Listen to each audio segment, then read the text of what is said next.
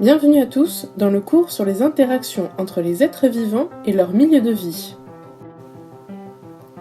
Lorsque l'on étudie un milieu naturel, on parle de facteurs écologiques. Ce sont tous les éléments d'un milieu qui ont un impact sur les populations animales et végétales. Il existe deux types de facteurs écologiques. D'un côté, on a les facteurs biotiques, et de l'autre, il y a les facteurs abiotiques. Mais à quoi correspondent-ils exactement ces facteurs? Nous allons le découvrir. Les facteurs abiotiques sont ceux liés à l'action du non-vivant sur le vivant.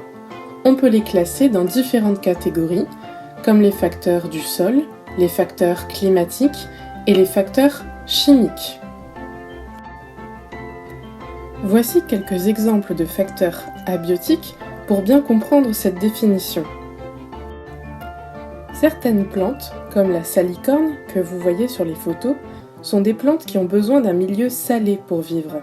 Elles ont donc besoin d'un sol ayant une haute concentration en sel. Chez certaines espèces de reptiles, et notamment chez les tortues, la température va influencer la détermination du sexe pendant la période d'incubation.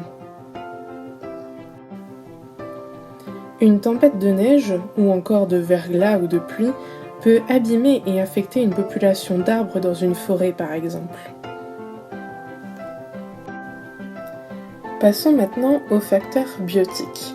Les facteurs biotiques sont ceux liés à l'action d'un vivant sur un autre vivant. Il existe deux catégories de facteurs biotiques. Ceux liés aux relations intraspécifiques, c'est-à-dire au sein d'une même espèce, et ceux liés aux relations interspécifiques, c'est-à-dire entre des espèces différentes. En fait, les facteurs biotiques sont des facteurs représentant le fait que les êtres vivants ont besoin les uns des autres. Voici maintenant quelques exemples de facteurs biotiques qui vont vous aider à comprendre cette définition. Un écureuil prend des noisettes d'un noisetier. Il en mange. Il les stocke dans le sol. Malheureusement pour lui, il les laisse là. Les noisettes, restées sous terre, vont contribuer au fait que le noisetier se reproduit et qu'il y a de nouveaux noisetiers. Voilà un exemple simple montrant que les écureuils et les noisetiers ont besoin les uns des autres.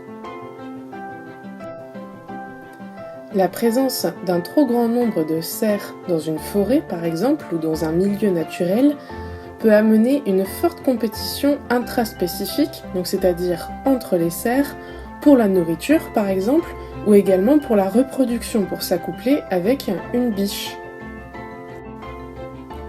C'est la fin de cette petite capsule vidéo. Tu es maintenant capable de différencier les facteurs écologiques, c'est-à-dire les facteurs biotiques et les facteurs abiotiques, et de donner également quelques exemples.